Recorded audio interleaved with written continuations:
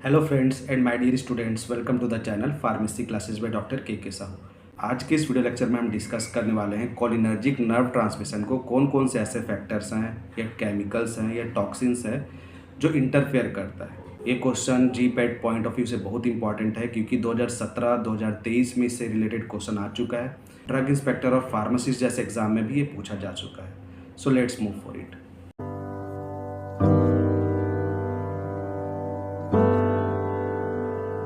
तो cholinergic nerve transmission blockers को समझने से पहले हम एसिटाइल कोलिन का सिंथेसिस को एक ओवरव्यू कर लेते हैं, क्योंकि यहीं से जुड़ा है क्वेश्चन कि अगर हम सिंथेसिस को पढ़ेंगे तो इसका ब्लॉकिंग भी समझ आ जाएगा। तो देखो, एसिटाइल कोलिन बहुत सिंपली सिंथेसाइज हो जाता है बॉडी पे। इसको बनने के लिए दो चीज़ों का ज़रूरत पड़ता है, कोलिन और एसिटाइल को एंजाइम ए। ये दोनों एक एंजाइमेटिक प्रोसेस से गुजरता है in the presence of enzyme choline acetyl transferase. ठीक है, ये कोलिन एसिटाइल ट्रांसफिरेस ही है जो कि एसिटाइल कोलिन का सिंथेसाइज करता है इन द नर्व एंडिंग्स या नर्व टर्मिनल्स। ठीक है, यहाँ पर जब एसिटाइल कोलिन बनता है तो एक वेसाइकल पे स्टोर होकर रहता है ताकि अदर फैक्टर से डिस्टर्ब ना हो, और जब जब बॉडी को ज़रूरत पड़े तब ये वेसाइकल से रिलीज होगा और सिनेप्स में जाएगा। ठीक है, ये तो हो गया इसका सिंपल एक प्रोसेस जहाँ से बनता है। अब जैसे ये रिलीज होता है तब कहानी स्टार्ट होता है। ठीक है, बहुत सारे ऐसे फैक्टर्स हैं जो इसको आके रोकेंगे, और इसके जो रिसेप्टर्स हैं जो कि निकोटिनिक और मस्करिनिक है। ठीक है, एसिटाइल कोलिन दो रिसेप्टर पे काम करता है, निकोटिनिक रिसेप्टर और मस्करिनिक रिसेप्टर। तो इस पे बाइंड होने से ये रोकता है। ठीक, तो जैसे ये रिलीज होता है सिनेप्स में, दो नर्व एंडिंग के बीच में जो जगह रहता है उसको हम सिनेप्स बोलते हैं। तो वहाँ पर जैसे रिलीज होता है, यहाँ पर एक एंजाइम प्रेजेंट रहता है जिसको हम बोलते हैं एसिटाइल कोलिनेस्ट्रेस।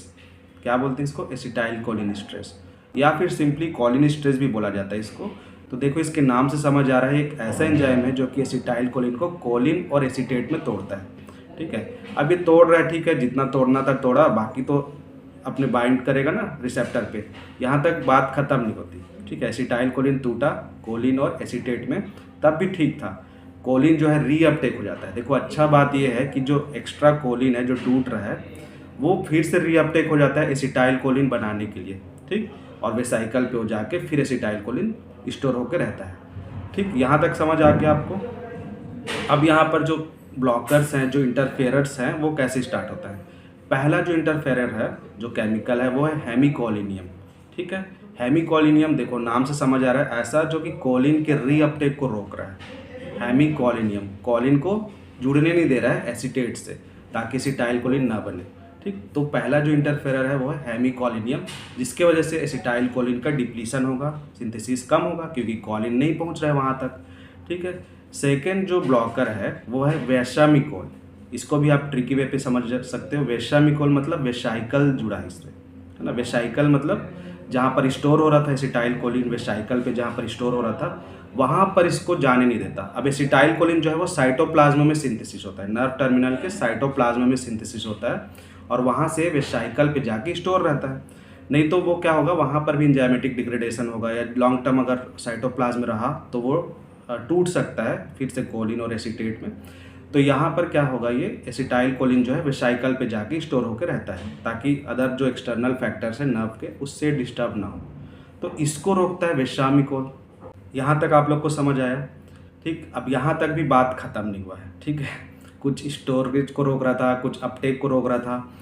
अब यहाँ पर चलो जितना रुकना था रुक गया, अब यहाँ पर रिलीज होने देना चाहिए। तो दो ऐसे टॉक्सिन्स हैं जिसको हम बोलते हैं बोटुलिनस टॉक्सिन और बीटा बंगारा टॉक्सिन्स। ये ऐसे ड्रग हैं या ऐसे केमिकल्स हैं या ऐसे टॉक्सिन्स हैं जो कि इसका रिलीज को रोकता है। अब वेसाइकल से फिर से रिलीज होना चाहिए ना सिनेप्स में, तब तो जाके एक्शन करेगा, तो रिलीज को इनिबिट करता है ये। ठीक है, बोटुलिनम टॉक्सिन है वो जनरली क्लोस्ट्रिडियम बोटुलिनम बैक्टीरिया है जो एक एनारोबिक बैक्टीरिया है। ये जनरली फूड पैकेट्स में प्रेजेंट रहता है, जो प्रिजर्व फूड है उसमें, वहाँ से रिलीज होता है ये टॉक्सिन्स और हमारे बॉडी तक ये पहुँच जाता है। तो जो जनरली ठंडे जो खाना बोलते हैं मत खाओ, फूड पॉइजनिंग का चांस है, वो ड्यू टू दीज टॉक्सिन्स। तो बोटुलिनम टॉक्सिन और बीटा बंगारा टॉक्सिन इसके रिलीज को इनहिबिट करता है। ठीक है, अब हमारे पास एक ऐसा टॉक्सिन भी है जो कि रिलीज को इनहिबिट नहीं करता। ठीक है, बहुत ज़्यादा रिलीज करता है, मैसिव रिलीज कराता है। मतलब ये जो टॉक्सिन पहले जो काम कर रहे थे उसके जस्ट ऑपोजिट वो इनहिबिट कर रहा था, अब ये बहुत ज़्यादा मैसिव रिलीज कराएगा। तो मैसिव रिलीज कराने से भी डिप्लीशन होगा कि नहीं एसिटाइल कोलिन का। तो ऐसे टॉक्सिन है जो बहुत ज़्यादा मैसिव रिलीज कराता है, उसको बोलते हैं हम लोग ब्लैक विडो स्पाइडर टॉक्सिन। ठीक है, तो ये बहुत ज़्यादा रिलीज़ कराता है और ये भी एसिटाइलकोलिन के एक्शन को रोकेगा, क्योंकि जितना चाहिए नहीं था वो रिलीज़ हो गया। तो निकोटिनिक और मस्करिनिक रिसेप्टर तो हमारे पास लिमिटेड है, एक्स्ट्रा जो एसिटाइलकोलिन वहाँ पर रिलीज़ होगा उसको आके तुरंत एसिटाइलकोलिन स्ट्रेस जो है वो ब्रेक कर देगा। होगा कि नहीं? तो अल्टीमेटली ये सारे जो फैक्टर्स हैं, सारे जो केमिकल्स हैं, टॉक्सिन्स हैं, ये सारे एसिटाइलकोलिन के सिंथेसिस को, रिलीज़ को, रीअपटेक को, वेसाइकल का अपटेक को, ये सारे चीज़ों को रोकता है। और ये हमारे लिए कॉम्पिटिटिव पॉइंट ऑफ व्यू से बहुत इंपॉर्टेंट हो जाता है, क्योंकि अक्सर इससे रिलेटेड क्वेश्चन आया है, इसलिए मैं ये वीडियो आप लोग के लिए लेके आया हूँ। आई होप आप लोग को ये वीडियो इन्फॉर्मेटिव लगा होगा। मिलते हैं इसी प्रकार के और भी वीडियो के साथ। Till then, thanks for the watching. Thank you.